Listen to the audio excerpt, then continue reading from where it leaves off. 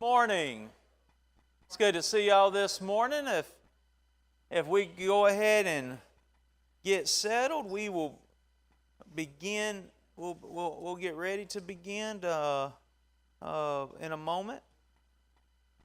Thank you all for your messages and your thoughts and your prayers on my behalf. Had a colonoscopy on Thursday morning. I will say this, that was easy. Wednesday night was where me and God was having a conversation. There's a term that's called cruel and unusual punishment. I think I found it. I went in, I don't know if y'all know who Dr. Fricker is. Very, very animated individual. For the line of work he's in.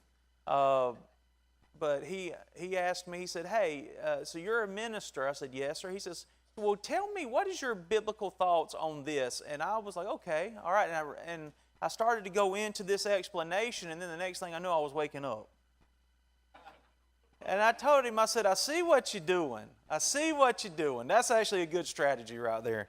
That's a good strategy. But thank you. We good. We good. He said, he told me, he says, I appreciate you, I appreciate everything being clean. I said, well, brother, Wednesday night, I didn't know what was left. Anyway. All right, enough of the jokes. It's a beautiful day. It's a cool morning. We got an extra hour of sleep, so we are ready to go, correct? All right, so let's pray to our God, and we will enter our Bible study. Heavenly Father, we are grateful, Lord, for another day that you've given us. Such a beautiful day, great weather, Lord. We got an extra hour of sleep. We are such a blessed people. And now we get to come together. We get to study your word. We get to glean from it things we can apply to our lives, Lord. Just continue to bless us and help us, Lord, to deepen our faith, to live out our faith. Let us be a people that loves you, that loves our neighbor, and that shows that throughout our daily walk, Lord. Just be with us and guide us and help us to always be your lights in this world. In your Son's name, amen. All right, so last week we stopped in Deuteronomy 19 and verse 14, and we're looking at landmarks. Deuteronomy 19 and verse 14, you shall not remove your neighbor's landmark, which the men of old have said, in your inheritance, which you will inherit in the land that the Lord your God is giving you to possess. And so the law of Moses here forbade the stealing of a neighbor's property by moving the ancient landmark. By stealing somebody's property, y'all, you were stealing their livelihood. He was threatening, in a way, he was threatening his neighbor's life. And so this legislation prohibited removing the ancient landmarks. Now, I know, and you know, I've seen where when property is right there close together, it's easy whenever you're putting up a new fence maybe to go over 2 foot. You know what I'm talking about? How is that received usually? Not well. Not well, because it's essentially what? Stealing. And who likes someone who steals? No, that's just one of those things that drives us crazy, right? Because you don't have to do it. You don't have to do those type of things. And so God here is saying through the law of Moses, respect that. Respect people's property. There's no reason why you have to go and take something that's not yours. And in this case, y'all, talking about land, that threatens somebody's livelihood. Because with land comes an area in which you can, raise your animals, grow your crops, those type of things. So it was serious business. Okay, it was serious business, and that could lead to some big issues down the line. Okay, and so you had that. So you had that dealing with the ancient landmarks. Now he goes into verse 15, and he says, "One witness shall not rise against a man concerning iniquity or any sin that he commits. By the mouth of 2 or 3 witnesses the matter shall be established. If a false witness rises against any man to testify against him of wrongdoing, then both men in the controversy shall stand before the Lord, before the priests and the judges who serve in those days. And the judges shall make careful inquiry, and indeed, if the witness is a false witness, who has testified falsely against his brother, then you shall do to him as he thought to have done to his brother. So you shall put away the evil from among you, and those who remain shall hear and fear, and hereafter they shall not again commit such evil among you. Your eye shall not pity, life shall be for life, eye for eye, tooth for tooth, hand for hand, foot for foot. And so here we see the punishment that's given for a false witness. Now, one of the 10 Commandments condemns a false witness, correct? And in chapter 5 and verse 20. This section here legislates that a man cannot be punished for a crime unless there are 2 witnesses against him. In other words, you've got to be able to corroborate the story, correct? One person can say anything. You've got to be able to corroborate the story. And even if you've got multiple witnesses, you can, put them in different areas and see if the stories line up, right? And in that way, you start to get a glimpse of the story. And so in the event that there was a conflict in the testimony of the witness and the person charged, both men were brought before the priest and the judges for diligent examination. In the event that the witness was found to be a false witness, whatever punishment was to come to the man falsely charged, had been convicted, was given to the false witness. Now you think about that. Why so heavy of a penalty here? So essentially, if you were a false witness and you were trying to contribute to a punishment for an individual that was, I don't know, maybe he was going to lose a hand, maybe he was going to be stoned to death, whatever it was, exile, whatever it was. If you were going to contribute falsely to that, and it was found out that you were a false witness, then that's going to happen to you. You're going to lose the hand. You're going to be exiled. You're going to be stoned to death. So why such a harsh or maybe even strict approach to this? There you go. There you go. I mean, that's it. That's essentially it. If you don't have strict punishments, then is it easy to commit crimes? You look in big cities today that have these amazingly high crime rates, correct? Go compare their crime rates with how strict the law is applied. You know what you'll see? You'll see a lot of crime. If there is a very loose interpretation of how the law is interpreted or administered in these places, then your crime rates go up exponentially, correct? That's where you're going to have the murders every single weekend. You're going to have all kinds of things that you're going to be dealing with. However, if you have a city where the law is applied strictly and there is no in between, it's you do this, you get this. What's your crime rates going to look like? They're going to come down. Well, it was a reminder, was it not? I was reading a book.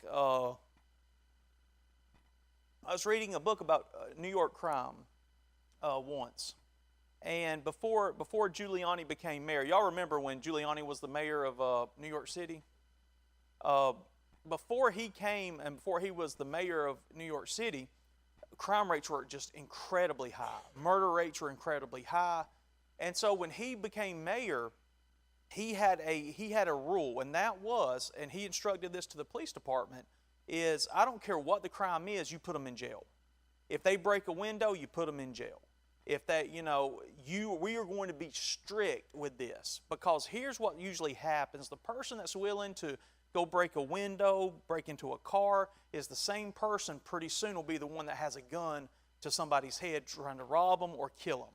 And so we are not going to be lax with this. And when he had that philosophy, and he had a term for it, I forgot the name of that philosophy, but when he did that, that crime in New York City came down exponentially, because the ones that were maybe engaging in car theft were also the ones that were shooting people or robbing people and so on and so forth. So it presented a message to society is if you play dumb games, you win dumb prizes.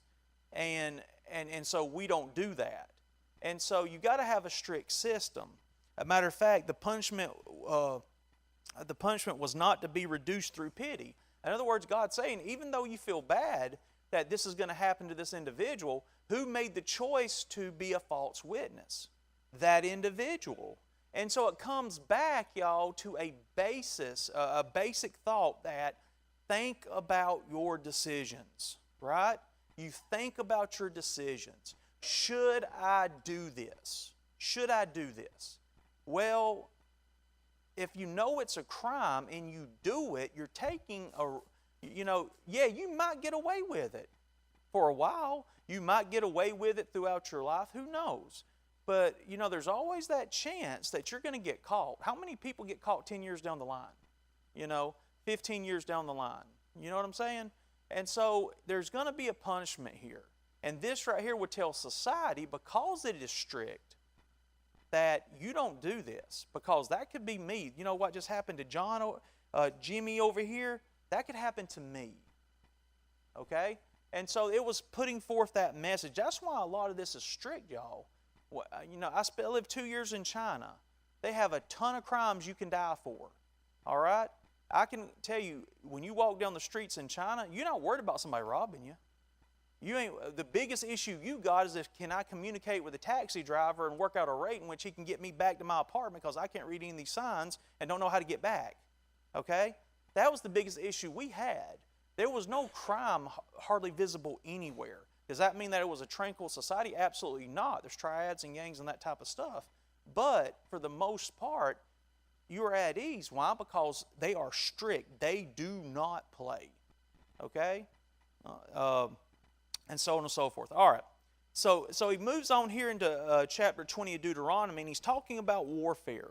Okay? Instructions regarding future wars in chapter 20, verses 1 through the end of the chapter.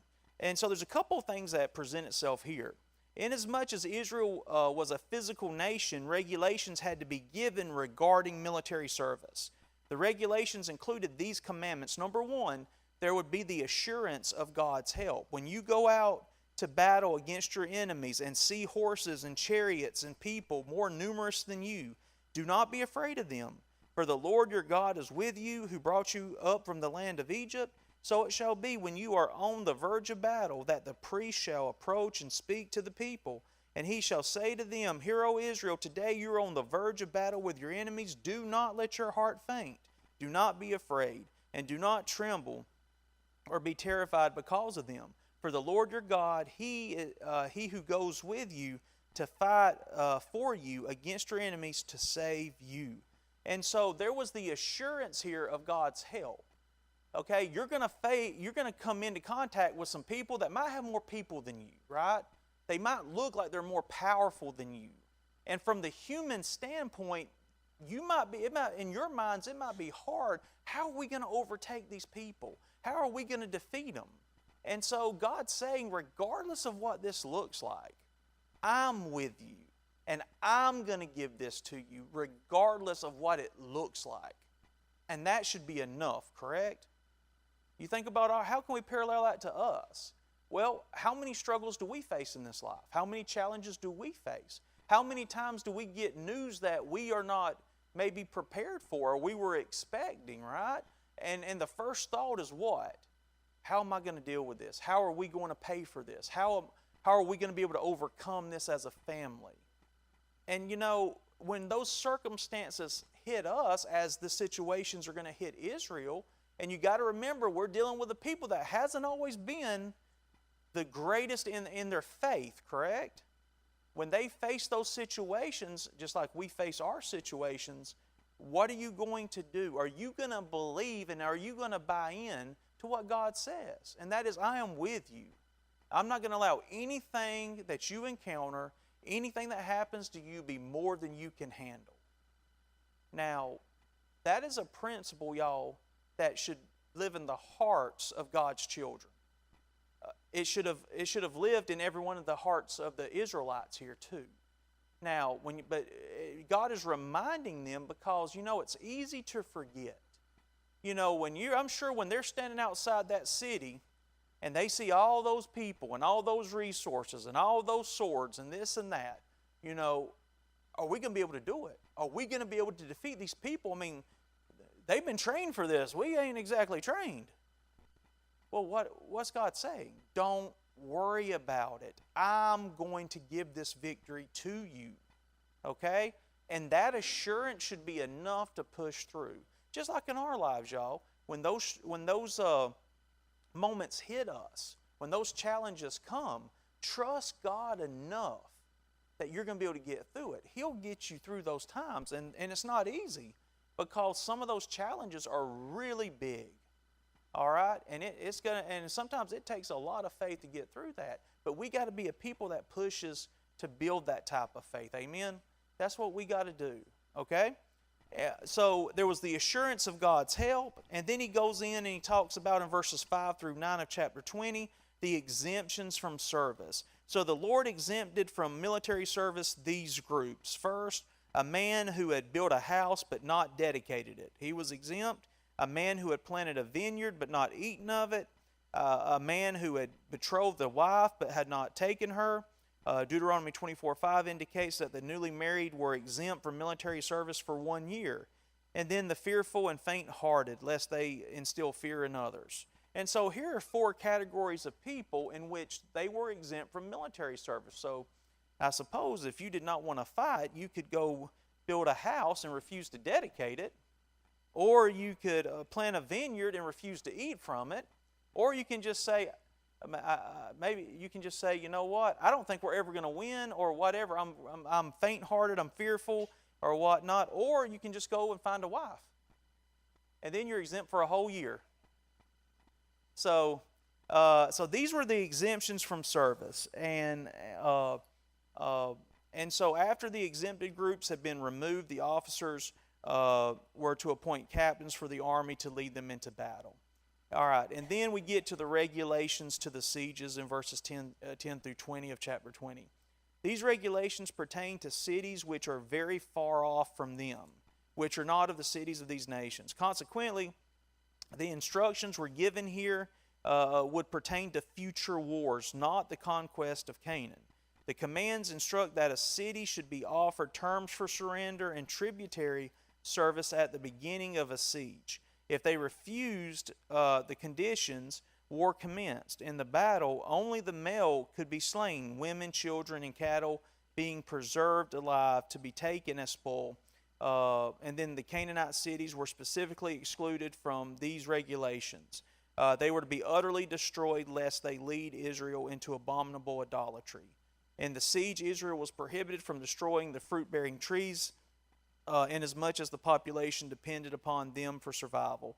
Any non-fruit-bearing tree could be destroyed for use as bulwarks during the siege. And so the regulations here pertaining to the sieges, this is more in reference to the future wars after this conquest. Because as we know, the conquest here, the Canaanite cities were to be utterly destroyed. Everything was to be destroyed. Every resemblance of any kind of pagan worship, idolatry, they were to be gone. But after that period, there would still be conflict, y'all, because humans are humans, correct?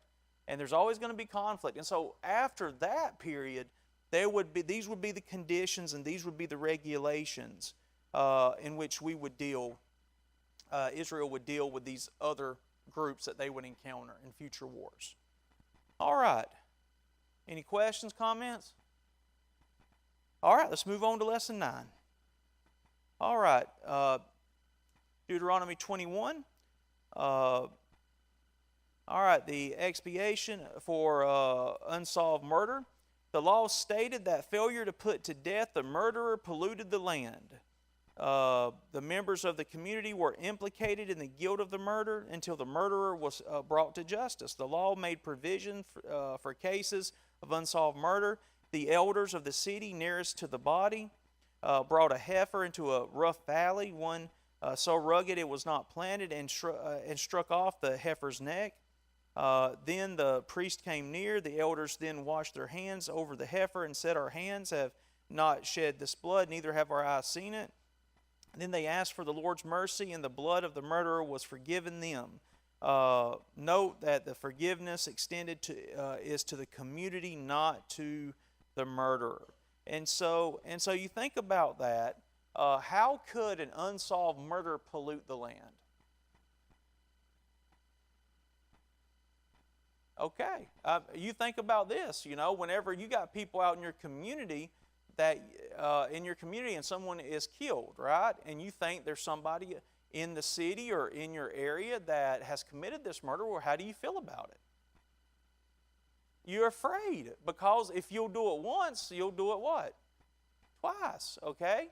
And also, not only that, but when the police can't find who the murderer is, what does that do to our perception and our thoughts on the police?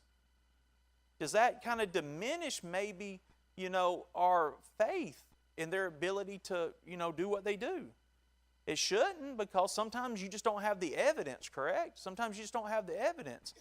But what do human minds do? We think about that type of stuff, all right? And so it would pollute the land. And so within that, forgiveness, if they did what was just mentioned here with the heifer, then forgiveness would be extended to the community, okay? It's not like you're hiding who this person is, okay? Now, forgiveness was extended to the community, not the murderer, okay? Not the murderer. It's not extended to that individual. That individual is still living in unrepentant sin, okay? All right? That person was still, what's the word I'm looking for? Responsible for what they had done. And then he gets in here to talking about women taken as prisoners of war. Chapter 21, starting in verse 10.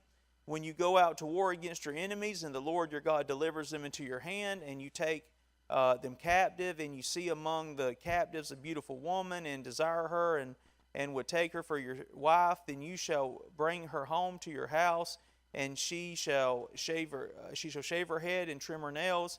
She shall put off the clothes of her captivity, remain in your house, and mourn her father and her mother a full month. After that you may go into her and be her husband, and she shall be your wife. And it shall be, if you have no delight in her, then you shall set her free, but you certainly shall not sell her for money. You shall not treat her brutally, because you have humbled her. And so with that, if that were to happen, if he later had brought her into his home, decided he did not want her as his wife, he could not sell her as a slave. Essentially, there's no buyer's remorse here, but he had to treat her as a divorced wife. He gave her status, so to speak, and so she would keep that status, if you will, as far as worth goes. And then the right of the firstborn in a polygamous marriage. Chapter 21, verses 15 through 17. If a man has two wives, one loved and the other unloved, and they have borne him children, both the loved and the unloved, and if the firstborn son is of her who is unloved, then it shall be on the day that he bequeaths his possessions to his sons, that he must not bestow firstborn status on the son of the loved wife in preference to the son of the unloved, the true firstborn. But he shall acknowledge the son of the unloved wife as the firstborn by giving him a double portion of all that he has. For he is the beginning of his strength, the right of the firstborn is his. And so he deals with the right of the firstborn. And then we get into the stubborn, rebellious son. Verse 18. If a man has a stubborn and rebellious son, I don't know about y'all, but do y'all sometimes, has your kids been rebellious and stubborn? Every morning. If a man has a stubborn and a rebellious son who will not obey the voice of his father or the voice of his mother, and who, when they have chastened him, will not heed them, then his father and his mother shall take hold of him and bring him out to the elders of the city, to the gate of his city, and they shall say to the elders of his city, this son of ours is stubborn and rebellious. He will not obey our voice. He is a glutton and a drunkard. And then all the men of his city shall stone him to death with stones. So you shall put away the evil from among you, and all Israel shall hear and fear. And so you think about this. when we're talking about a rebellious and a stubborn child, y'all, every child is stubborn to some extent, correct? Right? I don't want to do that, okay? Or they just get it in their mind that they're going to do something, right? All right, I mean, every single one of us parents, grandparents, we see that, we deal with it. Is our children going to be rebellious at some point? Or, be home at 11, okay? Be home at 11, they show up at 12, all right? And they got a great explanation, right? Yeah. Dad, I had to stop and get gas. Nah. Yeah, deer ran out in front. Well, we can look at the evidence on that one, right? But they're all rebellious. They're all stubborn. But what are we talking about here? We're not talking about just those moments, those teachable moments that our children have in which they push back a little bit and we have to straighten them out, correct? That's not what we're talking about here. We're talking about a child that is overly disrespectful, that even when his parents are trying to straighten him out, that there's no understanding here. There's no remorse for actions. He is over the top disrespectful to his parents. If you'll remember, amongst the 10 commandments, there is a commandment to do what? Honor thy father and thy mother. There's an expectation here that respect is to be shown. And if it is not, then it's to be dealt with. Now, y'all, this would not be something that any parent that loves their child, do you immediately go to this action immediately? No. You're going to do everything you can to try to resolve this, right? This would be for the situation in which there is no other choice. All right? This kid is going to hurt himself or someone else. He's going to, he is over the top, rebellious, and stubborn. And he's bringing disrespect not only to their house, but to the neighborhood, the community, and so on and so forth. And it's at that point that they have absolutely no choice that they have to take this action. And that's not something, y'all, any parent would want to do, right? No one would want to do this. But, y'all, there's moments in which we got to stand up to our children. We live in a society today where, man, I don't know, how many chances do we give, right? I mean, and really, we got to be careful, and I say this, I have a 7-year-old and a 3-year-old. They haven't even hit teenage status yet, so I know there's more fun times to come. But I hope that we're going to be able, that as they get to those ages, that, listen, there are lines, and those lines better be respected. And if they're not, we got to be willing to, y'all, put them in their place and demand respect, because you look all over the place. If you work in education, I know some of y'all in here do, we see it, don't we? We see the households that do not demand respect from their children. I've been in parent conferences, y'all, where kids openly disrespect their parents. And they show me more respect than their mom or their dad. And I tell them, I was like, listen here, when you're around me, you will respect your parents. Now, when you leave here, it's on them. But you will do it around me. And so if you don't demand it, then that's what you're going to have. And when you don't have that as a core, when we were talking about family a couple weeks ago, the family, the healthier the family, the better society runs. And if the family's broken up in any kind of shape or form in that manner, you see it in society. Why do you have so many kids in trouble through crime or through different methods or doing different things? It's because the family is broken down. They're not dealing with those type of things. It's easier for parents today to go to work 40 hours, 50 hours, 60 hours. Bless you. You're doing what you're trying to provide for your family. But sometimes what happens is, and I'm guilty of this right now too, is you put so many hours in that you really limit the emotional time that you have with your kids. And what I mean by that is this. We work and we provide for the physical means of our children, as we should. But there's a whole other side to our kids that we cannot forget about, and that is building and establishing that relationship, that emotional part of the relationship. We got to remember, y'all, that our kids are, outside of what we have through Christ, are the greatest blessing that God gives to us. And so we got to give them time. We got to talk to them. We got to make those memories with them, right? And build that relationship. And society's the way it is today because we've kind of forgotten that. And it's tough because I know some of us are working a lot just to be able to put a house over their head and clothes on their back. But we got to do, yes, sir.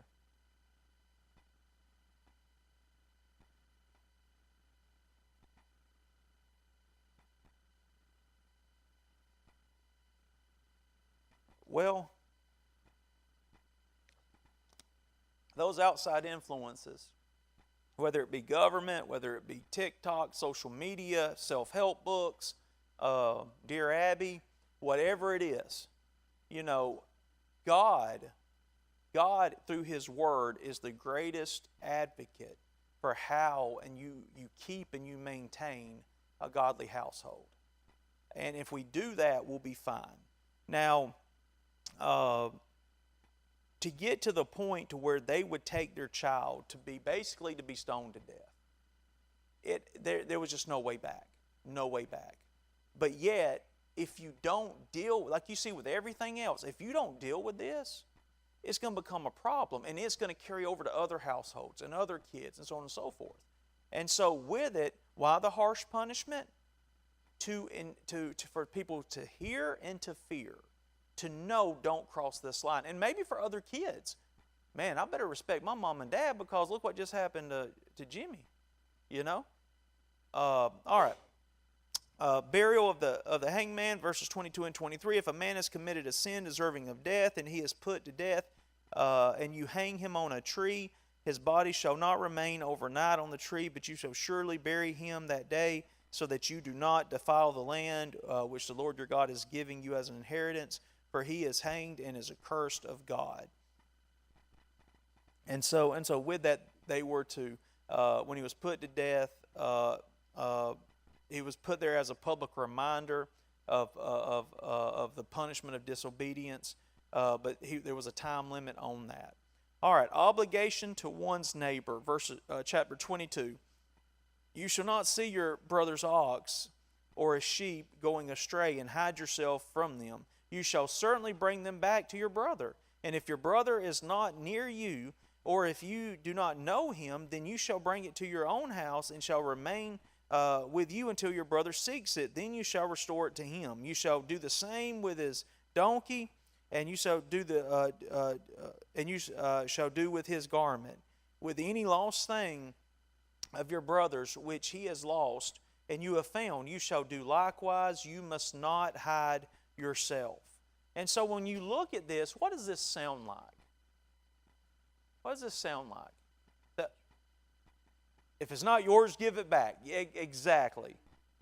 But doesn't this kind of sound like, Mark 12:31? Love your neighbor as yourself, correct? Doesn't this kind of sound, that's what we're doing? These are obligations. If a man saw his neighbor's animal straying, he was commanded to return the animal to its owner. In other words, do the right thing, correct? Do right by your neighbor. This is his animal. He's not aware of it. Make sure that they get back to their neighbor. How about this? We live out in the country. Sometimes cows get out, right? I know Stanley's has gotten out many times because I almost hit one morning. And what do? Just say, you know what, I hope that cow don't hit anybody or what. No, I call Stanley or call Bo and say, hey, man, you got some cows out, brother. So that way they're aware of, they can get over there and get it. Now, blessed, I don't know if I'm going to be able to take the other step to corral him, but I'll let Stanley know so he can corral him, In other words, it comes back to looking out for your neighbor.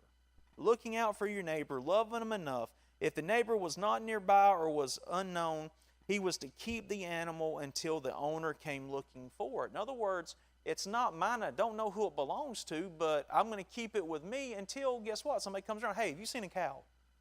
Black cow about this high? Then yeah, here it is. Okay?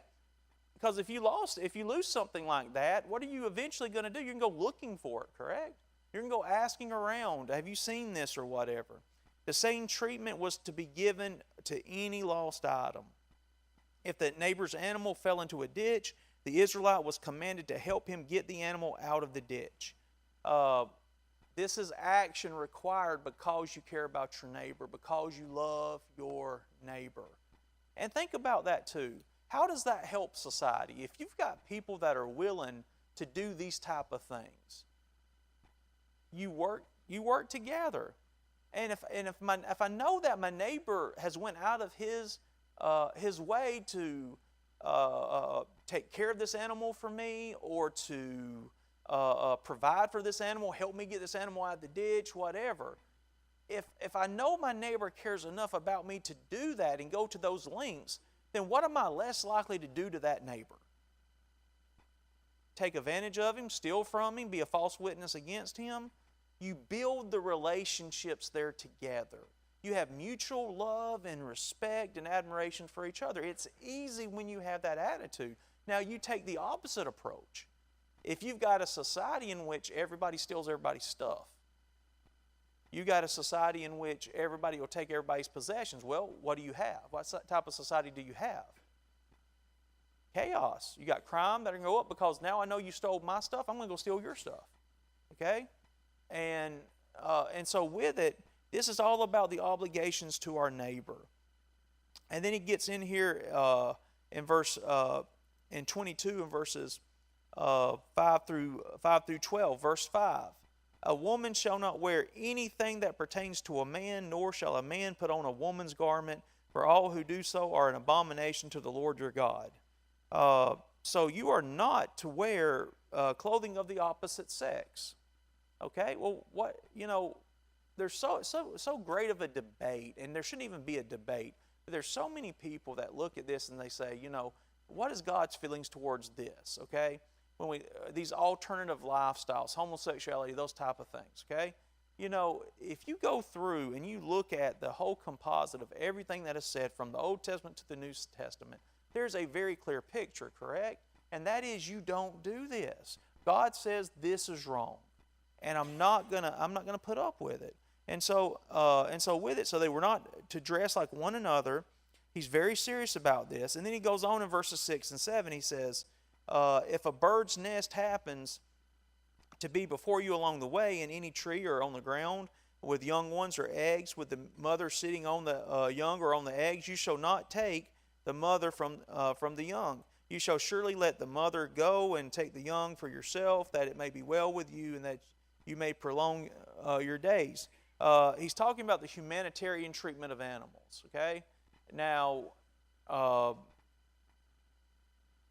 when we look at this and you're like, okay, he's dealing with this, dealing with this, and now we get to this. Well, some people don't think animals, they're animals, right? But y'all, the way we treat our animals is a reflection on who we are, right? If you'll go beat your animals or abuse your animals, what does it say about you? Okay, I'm serious. I mean, that is very real. If you don't have any issue abusing an animal, then that says a lot about you. I know that all the time I see posts out there about people getting aggravated because people are dumping dogs, or puppies or whatever on the side of the road or whatnot. You do stuff like that,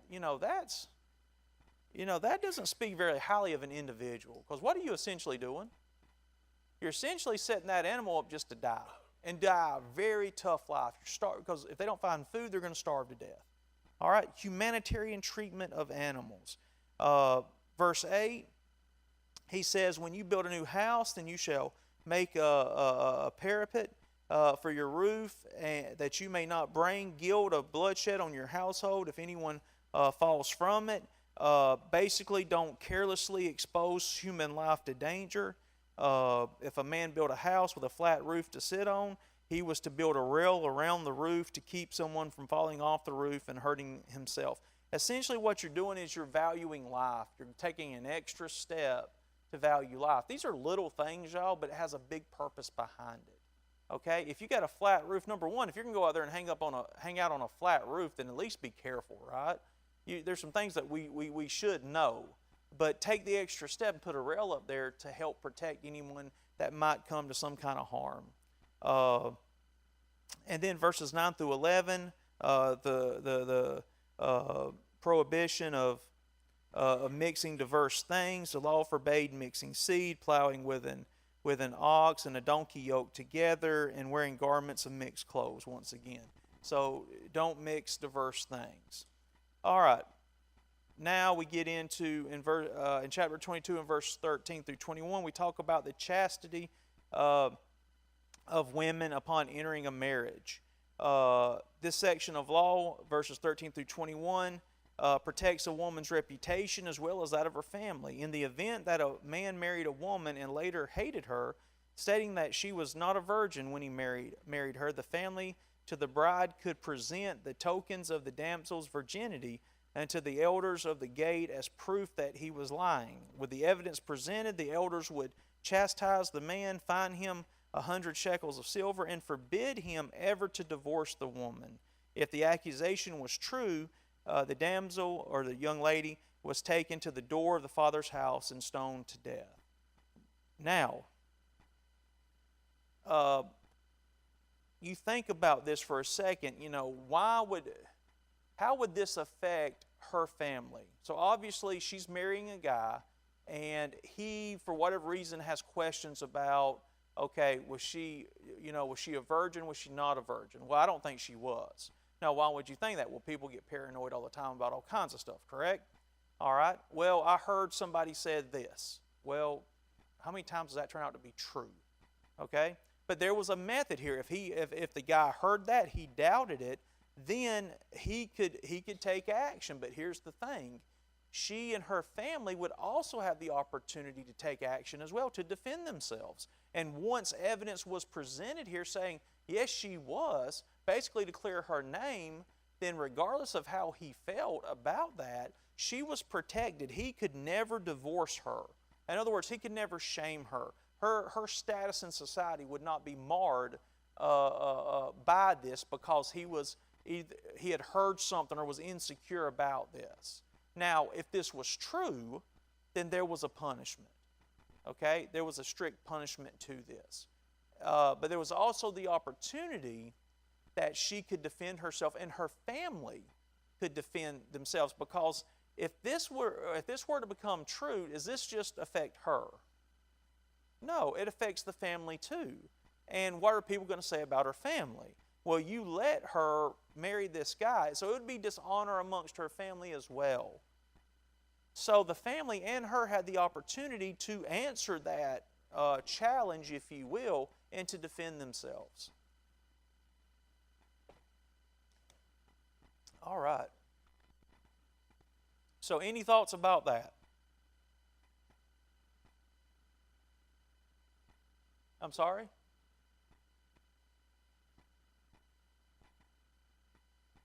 Oh, interesting. Well, I hope not. I hope not. You would maybe ask the question, if she, if he had brought those charges, and she was proven to be innocent, and yet now she's got to stay with him. Like, what kind of life does she have? How well is she taken care of? That kind of thing. I look at it from the opposite side of, if I'm genuinely concerned, and if I'm genuinely concerned about this, and it's proven that my concerns are invalid, that there's nothing wrong here, to me that would reinforce my love for her, in that I'm so happy that there's no issues here. Not that I'm just trying to get a get out of jail free card, so to speak. That, I had some concerns, but those concerns have been alleviated, so let's move on. Now, were there some people that maybe would look at this as an opportunity to get out of something, to get a new... I'm sure, people are people, but in some cases, yeah.